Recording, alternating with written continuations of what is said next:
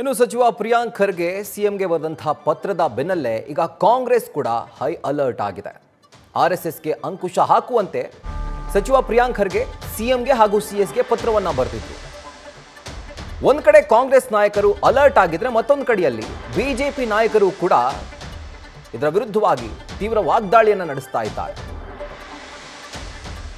ಅವರ ಆರೋಪಗಳಿಗೆ, ಅವರ ವಾಗ್ಯುದ್ಧಕ್ಕೆ ಮತ್ತೊಂದು ಕಡೆಯಿಂದ ಕೈ ನಾಯಕರು ಕೌಂಟರ್ ಕೊಡ್ತಾ ಇದ್ದಾರೆ.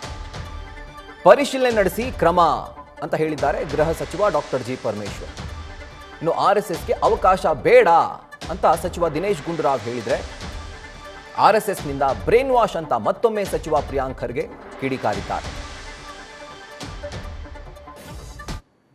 ನಮಗೆ ಪರ್ಮಿಷನ್ ಕೇಳಿದಾಗ ಪರ್ಮಿಷನ್ನು ಕಾನೂನು ವ್ಯವಸ್ಥೆಯನ್ನು ನೋಡಿಕೊಂಡು ಸ್ಥಳೀಯ ಪೊಲೀಸರು ಪರ್ಮಿಷನ್ ಕೊಡ್ತಾರೆ. ಒಂದು ವೇಳೆ ಸರ್ಕಾರ ಪರ್ಮಿಷನ್ ಕೊಡಬಾರ್ದು ಅಂತ ಹೇಳಿ ಬ್ಯಾನ್ ಮಾಡಿದರೆ ಆ ಪ್ರಕಾರ ಹೋಗ್ತಾರೆ. ಅಲ್ಲ, ಪರ್ಮಿಷನ್ ತಗೊಂಡೇ ನಡಿಬೇಕು ಅಂತ ಏನು ಕಾನೂನು ಮಾಡಿಲ್ವಲ್ಲ, ನಾವು ಇನ್ನೂ ಮಾಡಿದೀವ. ಆಮೇಲೆ ಸರ್, ಸಾರ್ವಜನಿಕವಾಗಿ ದೊಣ್ಣೆ ಹಿಡ್ಕೊಂಡು ಓಡಾಡ್ತಕ್ಕಂಥದ್ದು ಕೂಡ ಒಂದು ರೀತಿ ಬೇರೆ ಅದೆಲ್ಲ ನಾವು ಅದನ್ನೇ ನಾನು ಹೇಳಿದ್ದು. ನಮಗೆ ಪತ್ರ ನಮ್ಮ ಇಲಾಖೆಗೆ ಅವರು ಫಾರ್ವರ್ಡ್ ಮಾಡಿ ಇದರ ಬಗ್ಗೆ ನಿಮ್ಮ ಅಭಿಪ್ರಾಯ ಏನು ಅಂತ ಹೇಳಿ ಕೇಳಿದಾಗ ನಾವು ಇವೆಲ್ಲ ಹೇಳ್ತೀವಿ. ನೋಡಿ, RSS ಸಂಸ್ಥೆ ಅದು ಒಂದು ಪೊಲಿಟಿಕಲ್ ಸಂಸ್ಥೆ. ಅವ್ರು ಹೇಳ್ಕೋಬಹುದು ನಾವು ಸಾಮಾಜಿಕ ನಾವು ಕಲ್ಚರಲ್ ಆರ್ಗನೈಸೇಷನ್, ಸಾಂಸ್ಕೃತಿಕ ಸಂಸ್ಥೆ ಅವೆಲ್ಲ ಹೇಳ್ಕೋಬಹುದು. ಆದರೆ ನೇರವಾಗಿ ರಾಜಕೀಯದಲ್ಲಿ RSS ಇನ್ವಾಲ್ವ್ ಆಗಿರೋಂಥದ್ದು, ಅದ್ರ ಬಗ್ಗೆ ಯಾವುದೇ ರೀತಿಯ ಏನು ಅನುಮಾನನೇ ಇಲ್ಲ. ಸಾರ್ವಜನಿಕರು ಕೂಡ ಗೊತ್ತಿದೆ. RSS, BJP, ಬಜರಂಗ್ ದಳ ಮತ್ತು ಇದೆಲ್ಲ ABVP ಇದೆಲ್ಲ ಅಂಗಸಂಸ್ಥೆಗಳು, ಎಲ್ಲ ಪೊಲಿಟಿಕಲ್ ಸಂಸ್ಥೆಗಳು ಮತ್ತು ಪೊಲಿಟಿಕ್ಸಲ್ಲಿ ಇನ್ವಾಲ್ವ್ ಆಗ್ತಾರೆ. ಸರ್ಕಾರಗಳನ್ನು ತೆಗೆಯೋದ್ರಲ್ಲಿ, ಸಚಿವರುಗಳನ್ನು ಬದಲಾಯಿಸೋದ್ರಲ್ಲಿ, ಮುಖ್ಯಮಂತ್ರಿಗಳ ಬದಲಾಯಿಸೋದ್ರಲ್ಲಿ, BJPಯ ಪಕ್ಷದ ಅನೇಕ ತೀರ್ಮಾನಗಳಲ್ಲಿ RSS ಇನ್ವಾಲ್ವ್ಮೆಂಟ್ ಇದೆ. ಅದರ ಬಗ್ಗೆ ಎರಡು ಮಾತಿಲ್ಲ, ಆಯ್ತಾ. ಅದರಿಂದ ಇದು ಒಂದು ಪೊಲಿಟಿಕಲ್ ಆರ್ಗನೈಸೇಷನ್ನೇ. ಅದರಿಂದ ಸರ್ಕಾರಿ ಜಾಗಗಳಲ್ಲಿ ಸಂಘ ಪರಿವಾರದವರು, RSS ಅವರು ಉಪಯೋಗಿಸುವಂಥದ್ದು ಯಾವುದೇ ಕಾರಣಕ್ಕೂ ಅದು ಸರಿಯಲ್ಲ. ಅವ್ರು ಖಾಸಗಿ ಭೂಮಿಗಳಲ್ಲಿ ಏನಾದರೂ ಮಾಡ್ಕೋಬೋದು, ಎಲ್ಲಿ ಜಾಗಗಳಿರ್ತದೆ ಅಲ್ಲಿ ಅವ್ರ ಪರ್ಮಿಷನ್ ತೊಗೊಂಡು ಮಾಡ್ಕೋಬೋದು. ಆದರೆ ಗೌರ್ಮೆಂಟ್ ಸ್ಕೂಲ್ಗಳಲ್ಲಿ, ಗೌರ್ಮೆಂಟ್ ಕಾಲೇಜ್ಗಳಲ್ಲಿ ಮತ್ತು ಅದನ್ನೆಲ್ಲ ಮಾಡತಕ್ಕಂಥದ್ದಕ್ಕೆ ಅವಕಾಶ ಇಲ್ಲ. ಅದರಿಂದ ಖಂಡಿತ ಅದನ್ನು ಅವಕಾಶ ಕೊಡಬಾರ್ದು. ಕೇಂದ್ರ ಸರ್ಕಾರ ಕೂಡ ಏನು ಅಧಿಕಾರಿಗಳಿಗೆ RSSನ ಸದಸ್ಯರಾಗೋದಕ್ಕೆ ಅಧಿಕೃತ ಅವಕಾಶ ಕೊಟ್ಟಿರೋದು ಕೂಡ ತಪ್ಪು. ಯಾಕೆಂದರೆ ಪೊಲಿಟಿಕ್ಸು ಬ್ಯೂರೋಕ್ರಸಿಲಿ ಎಂಟರ್ ಆಗಬಾರ್ದು. ನಾಳೆ ಜಡ್ಜ್ಗಳು ಕೂಡ ನೀವು ಕೂಡ RSS ಸದಸ್ಯರಾಗ್ಬೋದು ಅಂತ ಹೇಳ್ಕೊಂಡು ಕೂತ್ಕೊಳ್ಳೋದು, ಪೊಲೀಸ್ ಅಧಿಕಾರಿಗಳಿಗೆ ನೀವು RSS ಸದಸ್ಯರಾಗಿ ಅಂತ ಹೇಳ್ಕೊಳ್ಳುವಂಥದ್ದು, ಇದೆಲ್ಲ ಕೂಡ ಖಂಡಿತವಾಗಿಯೂ ಸರಿಯಲ್ಲ. ಅದು ಕೂಡ ತಪ್ಪಿನ ನಿರ್ಧಾರ ಕೇಂದ್ರ ಸರ್ಕಾರ ಮಾಡಿರುವಂಥದ್ದು. ಇಲ್ಲಿ ಖಂಡಿತ ಅವರಿಗೆ ಅವಕಾಶ ಕೊಡಬಾರ್ದು. ಯಾಕಂತ ಹೇಳಿದ್ರೆ ಈಗ ನಾಳೆ ನಾವು ಎಲ್ಲ ಪೊಲಿಟಿಕಲ್ ಪಾರ್ಟೀಸ್ ಕೂಡ ಅವಾಗ ಶಾಲೆಗಳಲ್ಲಿ, ಕಾಲೇಜ್ಗಳಲ್ಲಿ ನಮ್ಮ ಕಾರ್ಯಕ್ರಮಗಳು ಮಾಡೋದಕ್ಕೆ ಅವಕಾಶ ಕೊಡ್ತಕ್ಕಂಥದ್ದು ಕೂಡ ಅದು ಮುಂದೆ ಆ ಥರ ಅದಕ್ಕೂ ಕೂಡ ಅವಕಾಶ ಸಿಗಬಾರ್ದು.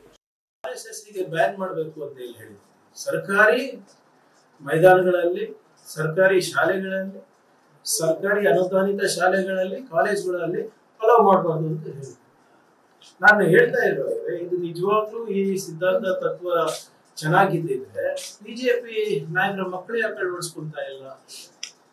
ಇವ್ರ ದೇಶಭಕ್ತಿ ಬಗ್ಗೆ ಇಷ್ಟೇ ಕಾಳಜಿ ಇದ್ದಿದ್ರೆ 55 ವರ್ಷ ಬೇಕಾಗಿತ್ತು ಇವರಿಗೆ ನಮ್ಮ ಬಾವುಟ ಹಾರಿಸ್ಲಿಕ್ಕೆ ಅವ್ರ ಹೆಡ್ ಕ್ವಾರ್ಟರ್ ನಲ್ಲಿ. ಆಯ್ತು, ಎಲ್ಲಾನು ಬಿಟ್ಬಿಡಿ ಸರ್. ಅವ್ರ ರಿಜಿಸ್ಟ್ರೇಷನ್ ಆಗಿದ್ಯಾ? ಆ ರಿಜಿಸ್ಟ್ರೇಷನ್ ಒಂದು ಕಾಪಿ ಕೊಡಿಸ್ಬಿಡಿ ನಮಗೆ. ಹೌದಪ್ಪ, this is a NGO that is registered under the Government of India Act or the Government of Uttar Pradesh. ಯಾವುದೋ ಒಂದು ಸ್ಟೇಟ್ ಗವರ್ಮೆಂಟ್ ನಲ್ಲಿ ರಿಜಿಸ್ಟರ್ ಆಗಿರ್ಬೇಕಲ್ಲ. ಮಹಾರಾಷ್ಟ್ರದಲ್ಲಿ ಆಗಿದ್ಯಾ, ಕರ್ನಾಟಕದಲ್ಲಿ ಆಗಿದ್ಯಾ, ಕೊಡ್ಲಿ. ಯಾರು ಬೇಡ ಅಂತ ಇದ್ದಾರೆ ಅವರಿಗೆ? ನೋಡಿ, ನಾನು ಹೇಳ್ತಾ ಇಲ್ವಾ ಇಲ್ಲಿ ಅವರಿಗೆ ಯಾವಾಗ ಅವರಿಗೆ ಎಲೆಕ್ಷನ್ ಗೆಲ್ಲಬೇಕು, ಯಾವಾಗ ಅವ್ರಿಗೆ ಪ್ರಮೋಷನ್ ಬೇಕು, ಅವಾಗ RSS ಹೇಳ್ತಾರೆ. ಮಿಕ್ಕಿದ ಟೈಮ್ನಲ್ಲೆಲ್ಲ ಎಷ್ಟು ಜನ ಇವ್ರು ಗಣವೇಶ ಹಾಕೊಂಡು ಮಾಡ್ತಾರೆ ಹೇಳಿ ಸರ್? ನೋಡಿದ್ದೀರಾ? ಅದು ಮಾಡಿದ್ದೇವೆ ಸರ್. ನೋಡಿ, ಬಿಜೆಪಿ ಪಾರ್ಟಿ ಏನಿದೆ RSS ಕೊಯ್ಗೊಂಬೆ. RSS ತೆಗ್ಬಿಟ್ರೆ ಬಿಜೆಪಿನೇ ಇಲ್ಲ. ಬಿಜೆಪಿ ಇಸ್ ನಿಲ್, ಶೂನ್ಯ without RSS. And RSS is zero without religion. ನೋಡಿ, ಸ್ಪಷ್ಟವಾಗಿ ಹೇಳಲಿಕ್ಕೆ ನಾನು ಬಯಸ್ತಾ ಇದ್ದೀನಿ, ನಾನು ಹಿಂದೂ ಅಥವಾ ಹಿಂದೂ ಧರ್ಮದ ವಿರೋಧಿ ಅಲ್ಲ, RSSನ ವಿರೋಧಿ. ಆ ತತ್ವದಲ್ಲಿ ಸಮಾನತೆ ಇಲ್ಲ. ಆ ತತ್ವದಲ್ಲಿ ನಮ್ಮ ಸಂವಿಧಾನಕ್ಕೆ ಅವಕಾಶ ಇಲ್ಲ. ಸಂವಿಧಾನ ಇಲ್ಲ ಅಂದ್ರೆ ನಾವಿಲ್ಲ. ಲೆಕ್ಕ ಹಾಕಿ ಸರ್, ಕರಾವಳಿನಲ್ಲಿ ಯಾರ್ಯಾರು RSS ಬಲಿಯಾಗಿದ್ದಾರೆ, ಮಲೆನಾಡಿನಲ್ಲಿ ಯಾರ್ಯಾರು ಬಲಿಯಾಗಿದ್ದಾರೆ, ಬಿಜೆಪಿ ಮಕ್ಕಳ ಬಲಿಯಾಗಿರೋದು ಬಡವರು, ಹಿಂದುಳಿದ ವರ್ಗದವರು, ದಲಿತರು. ಸೊ ಇದೇನು ಬ್ರೇನ್ ವಾಷಿಂಗ್ ಆಗ್ತಾ ಇದೆ ನಮ್ಮ ಸರ್ಕಾರಿ ಶಾಲೆಗಳಲ್ಲಿ, ಅನುದಾನಿತ ಶಾಲೆಗಳಲ್ಲಿ, ಸಾರ್ವಜನಿಕ ಇದರಲ್ಲಿ ನಿಲ್ಲಬೇಕು. ಬೇರೆ ಬೇರೆ ಸಂಘಟನೆಗಳು ದೊಣ್ಣೆ ಇಟ್ಕೊಂಡು ಓಡಾಡಿದ್ರೆ ಒಪ್ತೀರಾ ನೀವು? ಬೇರೆ ಸಂಘಟನೆಗಳು ಪಥಸಂಚಲನ ಮಾಡುವಾಗ ದೊಣ್ಣೆ ಇಟ್ಕೊಂಡು ಓಡಾಡಿದ್ರೆ ಒಪ್ತಾರಾ? ನ್ಯೂಸ್ ಫಸ್ಟ್, ನಿರ್ಭೀತಿಯಿಂದ ನಿಮ್ಮ ಪರವಾಗಿ.